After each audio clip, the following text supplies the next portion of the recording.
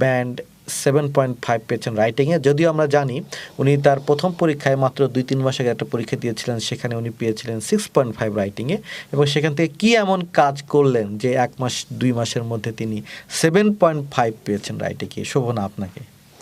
Sir, প্রথমে যেটা ছিল যে রাইটিংয়ের ক্ষেত্রে কিছু মার্কিং ক্রাইটেরিয়া থাকে, এই জিনিসটা আমি আসলে খুব একটা ক্লিয়ার ছিলাম না যখন প্রথমবার বসি এক্সামে।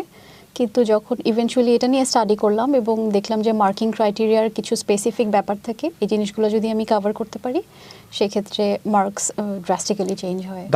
দারুণ একটা সাজেশন আমাদের স্টুডেন্টদের জন্য, সেটা হচ্ছে যারা রাইটিংয়ে ব্যান্ড 7 পেতে চান তাদেরকে অবশ্যই স্টাডি করতে হবে মার্কিং ক্রাইটেরিয়া আসলে কি, মার্কিং ক্রাইটেরিয়া কী চাচ্ছে সেই অনুযায়ী আপনাকে রাইটিংটা ডেলিভারি দিতে হবে।